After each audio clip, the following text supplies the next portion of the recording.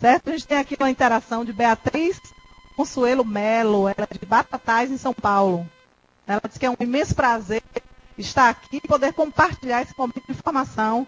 E a respeito da vida, é excelente, pois retrata da mudança de paradigma do professor enquanto formador do conhecimento que o aluno pode levar para a sua vida cotidiana.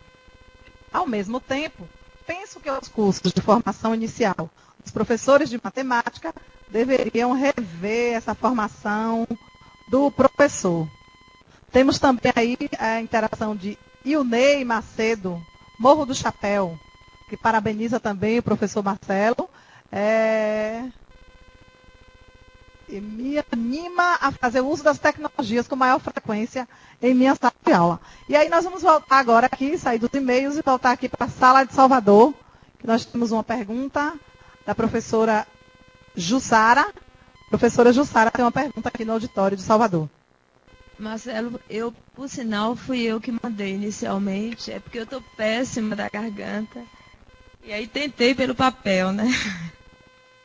Mas, na verdade, eu acho que eu não me fiz entender. Quando eu falei que supervalorizou, e no momento super oportuno também, porque na medicina é muito importante, a questão da tecnologia usada na substituição.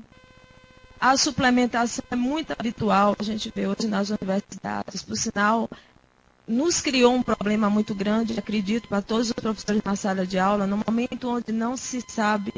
Eu mesmo, uma das vezes que nós tivemos uma videoconferência com o Bigode, eu perguntei para ele como devemos utilizar a calculadora, né? Porque é muito habitual, o aluno hoje em dia, ele simplesmente, a calculadora faz por ele. E ele não pensa sobre isso, né? E nós, professores, precisamos aprender a conduzir o trabalho com tecnologia de forma que haja todas essas conexões com os conhecimentos prévios, com algo que ele está vendo, reestruturando. E esses exemplos eu ando buscando muito. Hoje em dia eu posso te dizer que eu estou tendo a oportunidade de estudar muito, ler. Então, não me sinto tão distante. Mas meus colegas, sim. Até nosso diálogo. Então, as pessoas utilizam o laboratório de informática para quê?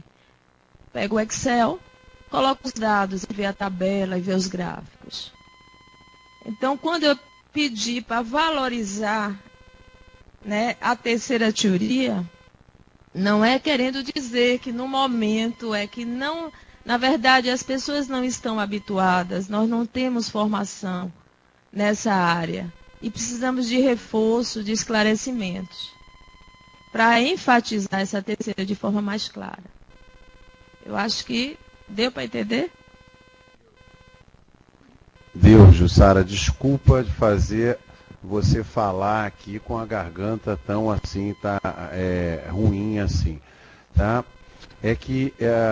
Mas você me deu a chance para falar um pouco mais. Você tá entendendo de uma maneira muito interessante substituição, sendo substituição na sala de aula, ou sendo a substituição do ser humano pela calculadora e tal, como maneiras do que pode estar acontecendo na sala de aula, e algumas pessoas entendem dessa forma. Eu entendo que há 3 maneiras que você pode ver como se dá o processo de tecnologia, você entende? Ser humano, e elas são um pouco assim, em geral, disjuntas.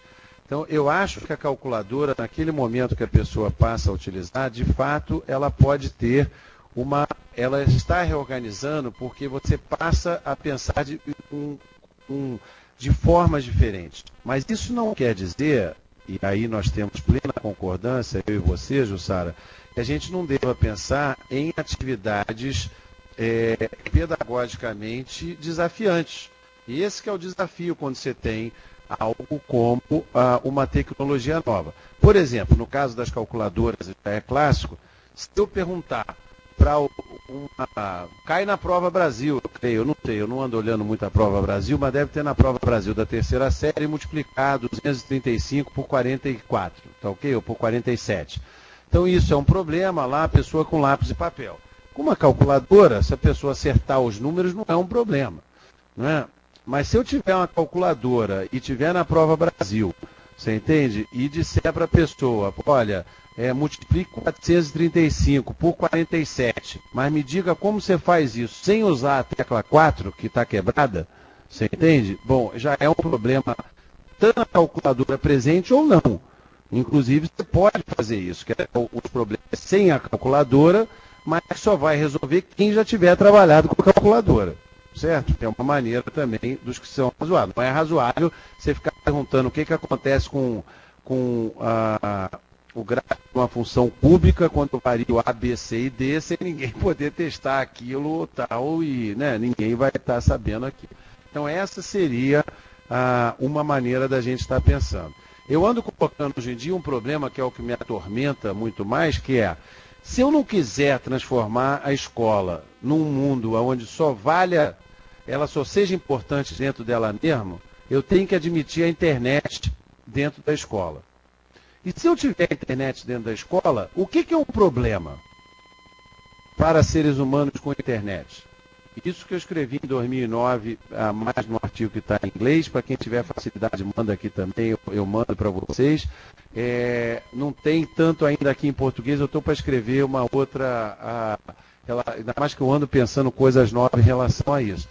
Então, veja, se eu não quiser me descolar, expulsar meus alunos e me transformar num ET para eles, eu tenho que estar pensando. Mas qualquer problema de matemática avançada, hoje em dia universitária, é desenvolvido por um software que está na internet, Wolfram Alpha. Entendeu?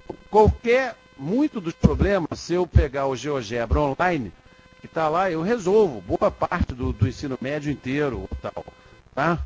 Então, assim, o que é o problema para eu estar dando se eu permitir que meus alunos usem a internet e usem tal? Aí eu ainda posso restringir a comunicação, não pode mandar Messenger para o Valber e perguntar a resposta, não pode. Mas e se eu permitir isso tudo, porque todo mundo hoje em dia fala. Eu tenho 2 filhos, um de 18 e um de 15 anos. O de 15 anos usa e-mail praticamente só para falar comigo, ou seja, já era. Entendeu? O e-mail não é mais modo de comunicação para boa parte de quem está entrando no ensino médio. Tá? Ele usa e-mail para falar comigo, para abrir conta no Facebook, nas coisas que interessam para ele, entendeu? Ou para fazer compra, sei lá onde, ou algo do tipo. O resto ele se comunica por, sabe, tal, a comunicação MSN, que já está caindo porque o Facebook e o Google, dentro das suas guerras comerciais, puxaram o MSN muito melhor para dentro do seu espaço, entendeu? Para vender mais anúncios e tal, então eles fazem Messenger lá dentro. E você vai, as pessoas, muita gente, né, já acha que a internet é o Facebook, entendeu? Assim, né? Eu não preciso sair dela para nada ou para nada que me interessa. Então lá está o resto, entendeu? E a minha internet que me interessa é isso. Ou há 3 anos atrás era o Orkut no Brasil. Então, como a gente lidar com isso o tempo todo na sala de aula para que não aumente o descolar da gente com com essa geração que não concebe mais o mundo sem internet, nem consegue imaginar, vai ter que estudar história, né? E a gente estuda história obrigada a primeira vez, não entende, aí quando estuda querendo aos 20, 30 anos, a gente pensa, puxa, como era o mundo antes da Revolução Industrial, e aí você consegue pensar isso, né? Como é que era o mundo sem plástico, né? Assim, né? E o que você fazia com o mundo sem plástico, com o mundo sem pneu, né? Ou algo do tipo, e a gente não consegue, mas essa geração que está aqui agora com 20 anos, boa parte da pessoa tem problemas de nutrição, tá, de primeira infância, com pouca alimentação, mas ele não consegue entender mais o mundo sem internet. Ou a gente vai querer dialogar no sentido freiano com essas pessoas, entendendo o que é esse mundo, entendendo o que é essa geração, ou a gente não tem saída, a gente vai estar falando para as paredes, eu acho. Tá? E eu gostaria de agradecer àqueles que, enfim, pelos elogios aí, se alguém ficar inspirado a usar software ou criticar o uso de software, eu já estou muito contente. Tem uma pergunta do auditório aqui para Bernadette. Você entende? Você quer ler e depois você fazer, por favor, não? Bem, chegou a... Oi. Chegou às minhas mãos aqui, da aniversariante da tarde, aqui presente, né? Sobre o seguinte, né? Na articulação com o professor, você encontra resistência quando sugere o uso de calculadora em sala de aula? Eu te respondo, Enoirma. Hoje, não. Por quê? nós estamos vindo, né, uma equipe já com um certo amadurecimento, um certo conhecimento. Então, hoje a gente não, mas há 5, 6 anos atrás, no gestar formação, a gente sentia, assim, um certo obstáculo, né? Principalmente quando as atividades eram passadas para alunos de 5ª série. Como é que eu vou, Perteste, como é que eu vou dar uma calculadora se esse aluno não sabe fazer uma simples operação?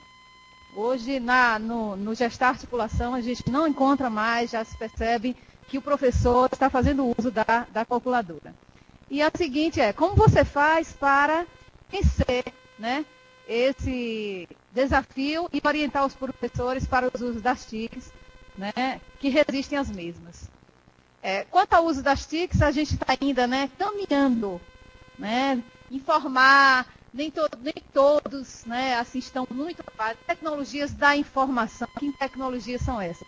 Então, a gente vai sempre colocando nos nossos encontros desafios, filmes, motivando esse professor a utilizar essa nova forma de comunicação, né, interação.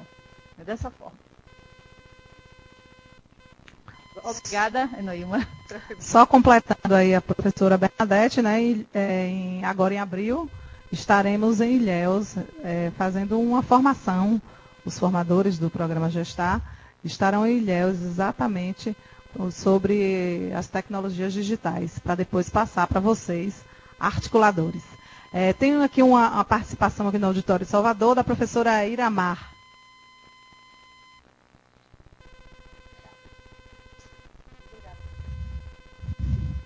Boa tarde, eu gostaria de parabenizar o professor Marcelo, né, pela excelente palestra. Bem, eu já trabalho com informática há mais de 10 anos, informática aplicada na educação, né? Trabalho com projetos interdisciplinares, né, construção em PowerPoint, Excel, Word, aí vai muito do desejo do educador. Então, complementando a fala da colega ali, além da questão do hábito, da capacitação, existe aquela questão que você chama aqui no seu livro, no livro que você escreveu também, Informática, Educação e Matemática, a questão da zona de risco. Eu gostaria que você falasse um pouco mais sobre isso. Como é seu nome? Iramar. Iramar, muito obrigado pela sua pergunta e pelos elogios. Antes, assim, eu estou lembrado que alguém virtualmente fez uma pergunta aí e eu esqueci de responder, que era sobre a presença, que seria mais interessante ter uma presença física do Marcelo para uso de tecnologia do que nesses termos assim. Eu acho que não é uma coisa ou outra. Essa foi uma oportunidade, só para você ter noção, foram 3 vezes tentando e quando batia o horário, não batia com meus horários ou tal para estar vindo aqui. Então a gente tenta fazer. Eu, como um carioca que mora em São Paulo, viajo pelo país e tal, e pronto, eu adoro ir a todos os cantos do país, desde que isso seja feito, né? Eu valorizo muito o meu ensino presencial, então para eu vir aqui hoje eu também vim que eu não queria perder as aulas que eu dei em sala de aula terça e quarta dessa semana, então eu não queria, embora eu possa na minha universidade fazer, você entende? Mas eu já tinha me comprometido a perder desde setembro do ano passado 2 aulas com essas turmas, é o máximo que eu perco por semestre com a turma. Então, se não dá, eu tive que dizer outros não, outras vezes aí para isso. Mas é possível que isso venha a acontecer. Não só o Marcelo, mas outros tal, estavam conversando informalmente aqui sobre possibilidades de uma grande rede com questões relacionadas ao uso de tecnologia. De toda maneira, aqui a gente está tendo essa chance virtualmente e talvez, quem sabe, né? Talvez seja razoável que outras vezes se a gente pudesse ter a geração da vídeo, não é? Tem muito problema em outros cantos, né? Ou fica aí para a próxima vez aquele caminhão, né, das emissoras de televisão que vão por aí, né? A gente tivesse essa emissão com o Marcelo vai ser de Jequié para todo o estado da Bahia, entendeu? E não só de Salvador, seria uma maneira, porque tem essa diferença do presencial para cá, não é? Ou fazer como nos shows de televisão, os ônibus, né? Trazer um ônibus de cada polo uma vez para quem quisesse, né, estar vindo aqui. Mas são sugestões para melhorar um programa que já é fantástico. Eu não tenho outro estado que tenha que eu saiba, esse tipo de programa como a Bahia aqui no momento. Talvez a Shirley saiba. Então, assim, é um programa periódico, com várias disciplinas aqui acontecendo de maneira estruturada. Há 1 ano e meio atrás, eu estava chegando num voo aqui, estavam aqui num outro auditório mesmo, aqui no iate, o Imenes e o Bigode, e eu já me sequestraram, puseram na primeira fila ali, eu já conversei com eles, ou seja, é uma sequência de muito tempo que está acontecendo aqui. A pergunta, então, da Miramar, e agora, tá vendo, está chegando o cansaço, eu respondi essa, esqueci o tema da sua pergunta, que era... Zona de risco. Da zona de risco. E eu queria falar da zona de risco e da domesticação, que são conceitos que eu não coloquei aqui, que podem ser vistos como relacionados. O professor, o colega que está aí me assistindo, que ainda resistiu aí até agora, né, presencialmente ou virtualmente nas salas, dá 40 horas aulas, dá 25, se, né, a vida estiver boa. Muitas vezes dá 60, encontrei com 2 agora em dezembro, entendeu? Ex-alunos meus, tive o prazer de ver 2 professores de matemática sendo escolhidos paralinfos de turma do 3º ano do ensino médio e de 9º ano do ensino fundamental. Falei, poxa, há esperança, entendeu? Tá? E aí, encontrei com eles, um estava dando 60 e tantas horas, falei, você ainda consegue ser paraninfo, quer dizer, o cara ainda fazendo isso, ainda consegue agradar os alunos e tal, e virar ídolo dos alunos, que é um pouco da noção de paralinfo, ainda mais na cidade, né, assim. Esse aluno, esse professor, às vezes, ele não quer sair da zona de conforto da sua rotina, sendo bom professor, admirado ou não, e ver a sua prática desestruturada pelo uso do software, que ele vai entrar numa zona de risco em que, às vezes, rapidamente, não é essa pergunta da Gabriele, se eu posso fazer 2 animações ou não, que pode me pôr aqui na zona de risco, né? Mas eu não ponho nas minhas costas que eu devo saber as ferramentas de todos os softwares a todo momento, então eu não estou nem preocupado com isso, né? Haja, né, terapia alguma já foi feita, tá? Mas a principal questão é que, assim, o professor, eu posso rapidamente no GeoGebra bater uma expressão algébrica e perguntar para o professor. O aluno pode fazer isso. Professor, como é que é o gráfico dessa função? E ele não vai saber. É muito fácil fazer isso. Ou seja, o professor que trabalha com informática, ele tem que estar mais naquela posição freiriana, em homenagem ao que a Bernadette já citou aqui, numa posição dialógica, numa posição de horizontalidade na sua relação, em que ele, mantendo a simetria do professor-aluno, ele sabe que ele vai poder estar dizendo não sei, e vamos pesquisar isso junto. E isso significa uma mudança interna da gente. Isso significa que a gente consiga dizer isso de uma forma que o aluno não perca o respeito. É claro que socialmente, com a questão aviltante dos salários, né, sendo tratadas nacionalmente ou tal, mas mundialmente, mas principalmente nacionalmente, a gente está perdendo o respeito mesmo não dizendo não sei, entendeu? Não é assim. Eu insisto em caminhar e andar de bicicleta em Rio Claro, não só por questões ecológicas, mas também por questões de democracia. A gente tem que encontrar com as pessoas na rua, e você só anda de carro, e só andar de carro com vidro escuro, você não vai encontrar com ninguém, né? E você entra no seu condomínio fechado, e depois você tal, e acabou a democracia, acabou a possibilidade de você ter encontro com o diferente. Então, o caminhar e a bicicleta, ou maneiras assim de meios de transporte, são maneiras de se encontrar com as pessoas. E eu estou andando pela rua, a geração mais velha fala, professor, boa tarde, professor, com um tom de respeito que é muito diferente, às vezes, daquele que diz, você entende? Ou, às vezes, de uma aluna que passa bravo, porque você não aprovou. E olha, eu tenho um baixo índice de reprovação na universidade para professor de matemática, baixíssimo, mas ela passa com a cara brava, beirando de respeito, você entende? Por ter acontecido isso ou tal. Então, mesmo dizendo isso, tem uma certa maneira do que o professor está mudando, que tem a ver, obviamente, com aquele profissional que em 1960 tinha um salário próximo ao do juiz, certo? Eu não preciso dizer que hoje o nosso salário, mesmo o meu, que é melhor de boa parte de vocês como professor universitário de uma estadual paulista, tá?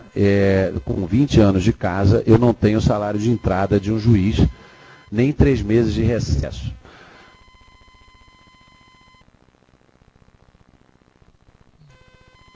Faltou a outra, eu esqueci aqui, a domesticação que eu ia ligar, é que eu acabei me empolgando nessa questão a salarial aqui e tal, mas enfim, a questão que eu ia falar, então, Iramar, você falou que a gente tem que estar na zona de risco. E às vezes, para a gente usar o software, a gente acaba domesticando aquele software, aquela tecnologia, tentando utilizá-la de uma maneira extremamente parecida com aquela que a gente fazia com lápis e papel. Mas faça isso no começo. E a única maneira de você enfrentar a zona de risco, vocês que estão me ouvindo, é criarem grupos nas escolas.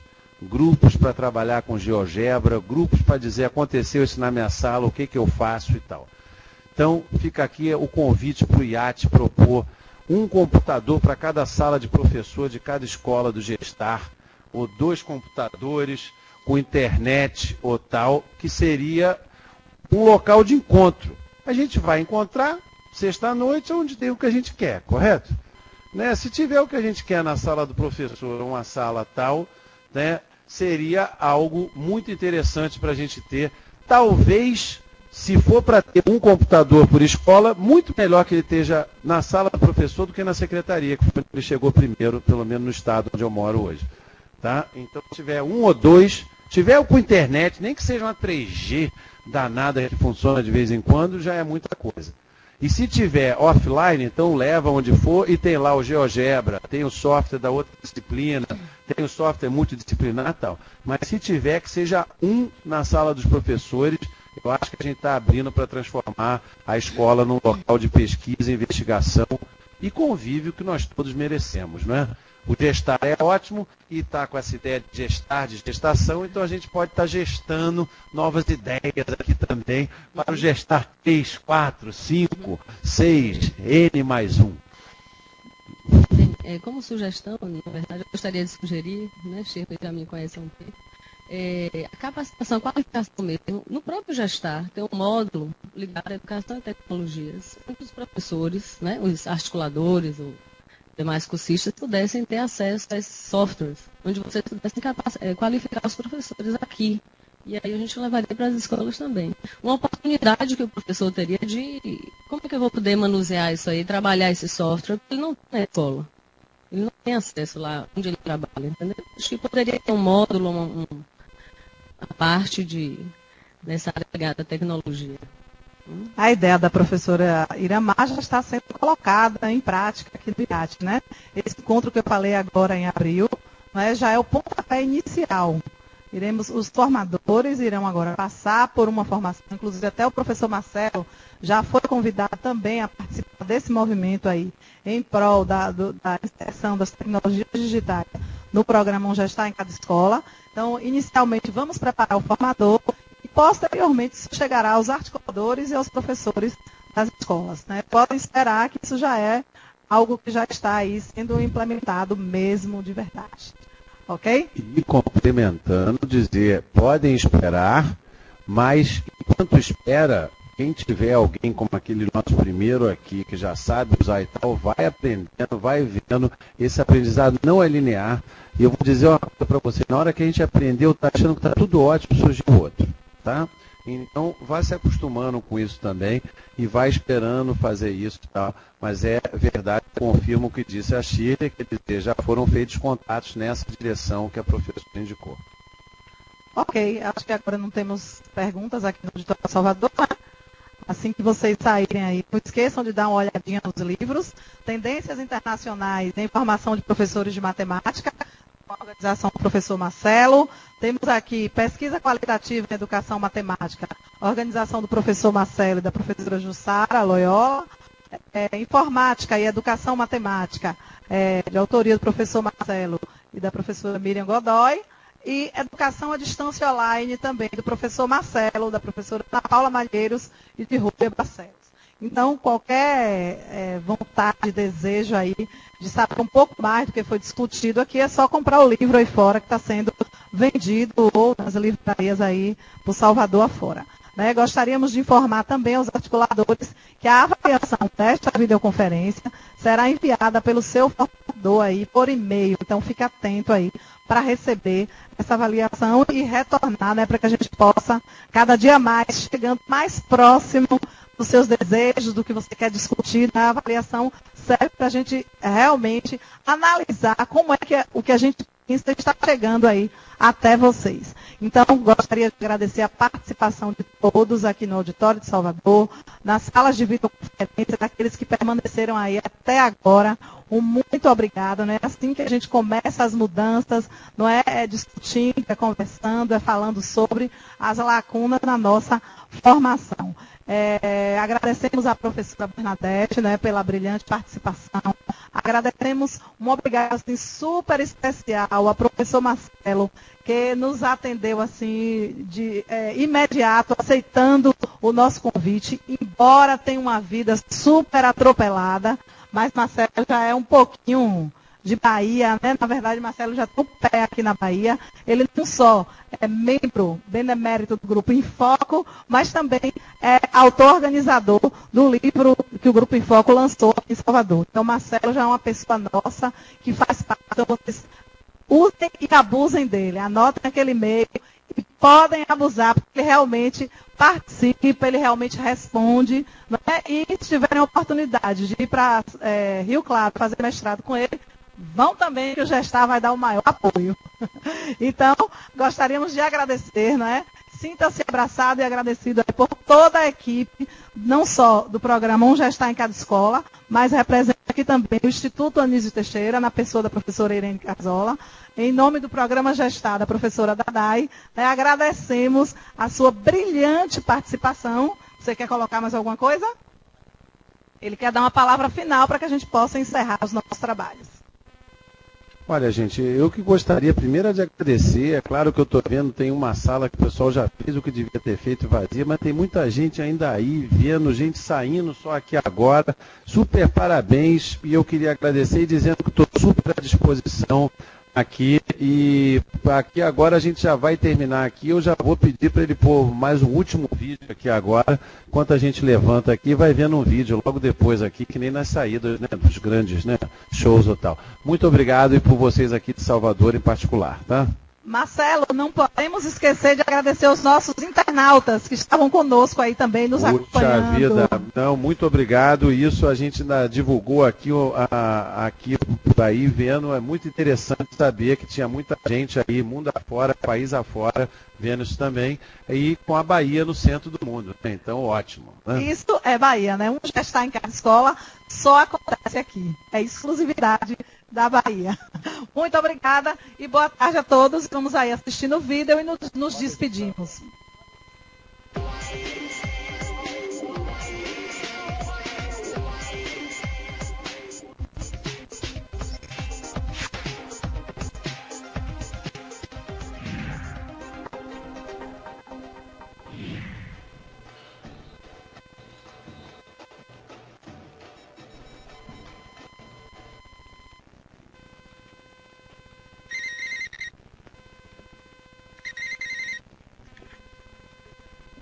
Alô? Ô, dona Geira, a senhora não veio pro barracão? O ensaio já começou. Eu não posso ir não, Deco. Eu tenho que terminar de fazer pelo menos mais 3 fantasias ainda hoje. Ah, não acredito, dona Geira. A senhora trabalhou tanto nesse evento com a gente. Não dá mesmo pra vir?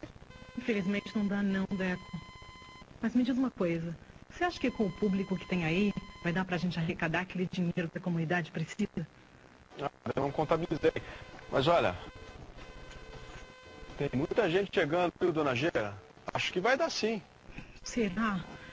Eu tô preocupada. E se a arrecadação da bilheteria não for suficiente para contratar as costureiras da comunidade? Achei muito baratinho o ingresso. Pois é, dona Geira. Eu queria cobrar R$20 por pessoa no começo. Mas aí eu encontrei o Ronaldo, sabe? O contador que mora aqui na comunidade.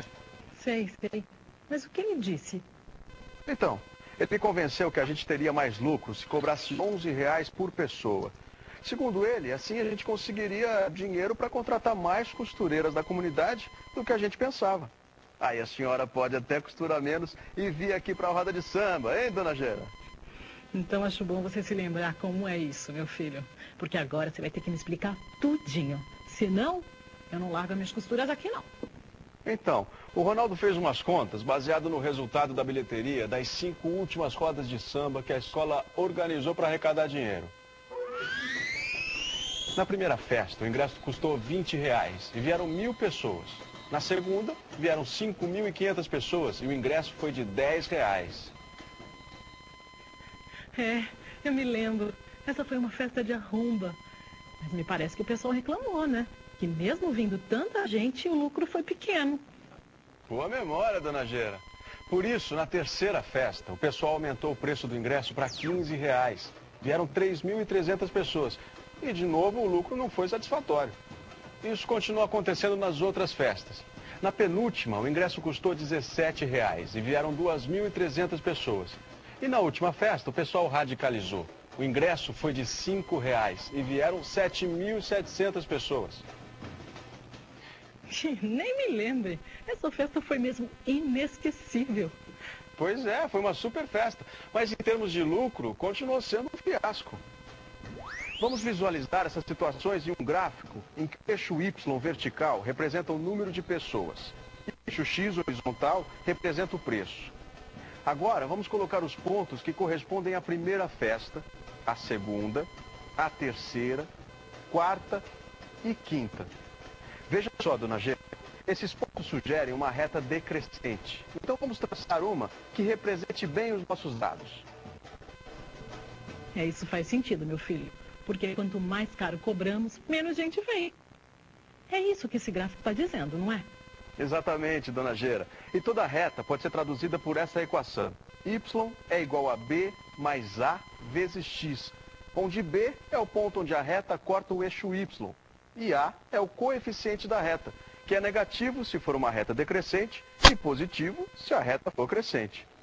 No nosso caso, B, que é o ponto onde a reta corta o eixo Y, será 10.000, que é a quantidade de pessoas que irão à festa quando o preço for zero. E A se relaciona ao coeficiente da reta, que é dado pela razão entre a variação do número de pessoas pela variação do preço do ingresso. No nosso caso, ele que tem sinal negativo, já que a nossa reta é decrescente. Então essa reta representa o número de pessoas em função do preço cobrado. Tá certo, meu filho. Mas aonde entra a nossa arrecadação? Essa é a grande sacada, dona Gera. O Ronaldo me explicou que a arrecadação é igual ao preço do ingresso vezes o número de pessoas, menos os gastos que a gente terá com o evento, certo? Claro. E quais serão os nossos gastos? Eu fiz as contas e o custo é baixo, viu? Só vamos pagar o aluguel das mesas e cadeiras. O resto é tudo voluntário, inclusive os músicos. O custo ficou em R$656. Até aí tudo bem, né? Mas eu ainda não entendi. Como a gente sabe qual o melhor preço para cobrar o ingresso? Calma, dona Gera, a gente chega lá. Pelo que vimos, então, a arrecadação da festa pode ser entendida como uma relação entre as variáveis preço do ingresso, número de pessoas e gastos com a produção da festa. A variável que interessa para a gente é preço do ingresso, certo? Então vamos chamá-la de X e substituir o valor dos gastos. Agora, a gente pode substituir o número de pessoas pela equação daquela reta, que é a função que representa o número de pessoas. A equação, então, fica assim.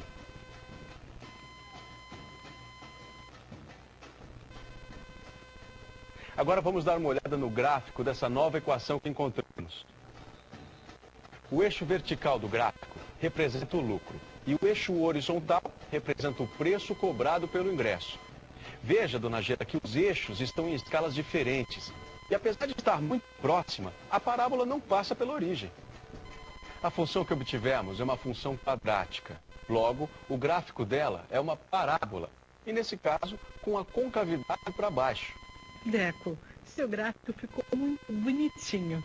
Mas você ainda não me explicou por que R$11, filho. Tô quase chegando lá, dona Gera. A senhora está vendo que no gráfico há um valor máximo que o nosso lucro consegue atingir? Esse ponto representa justamente o valor de ingresso que vai dar o maior lucro. Agora você está começando a falar a minha língua. E qual é esse valor?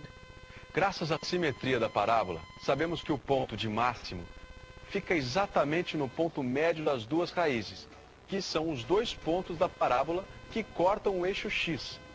Essa é a equação que fornece as duas raízes de uma função quadrática. Cada uma das raízes vem de um dos sinais da raiz quadrada, que faz parte da equação. Como eu disse, a coordenada x do ponto de máximo é igual à média das duas raízes. Quando se tira a média entre elas, as duas raízes quadradas se anulam, por terem sinais opostos. Assim, se chega à seguinte equação para a coordenada x do ponto de máximo do gráfico de uma função quadrática. Agora, substituindo os coeficientes da função nessa equação, o valor obtido é de aproximadamente 11,11. Mas para evitar troco com um monte de moedinhas, vamos arredondar o valor para R$11. Ah, agora eu entendi. E para a gente saber quantas pessoas tem que vir para que o lucro dê certo, é só a gente usar aquela primeira função do número de pessoas. É isso? Isso mesmo. Fazendo as contas de acordo com a equação, vai dar 5.050 pessoas. E qual vai ser o nosso lucro, então? Para isso, vamos usar a função quadrática. Substituindo os termos da equação, R$ 54.894. Com esse valor, dá para a gente contratar quase 100 costureiras com salários de R$ 550. É o que a senhora precisa para dar conta das fantasias da escola esse ano. Então, agora não tem mais desculpa, dona Geira. A senhora vem ou não vem? Que, meu filho? Eu já até larguei a máquina de costura. Eu tô aqui, ó, ajeitando meu cabelo, já vou passar meu batom. Em 15 minutos eu tô aí, pra gente comemorar na roda de samba. Então estamos aqui esperando a senhora. Até daqui a pouco, hein?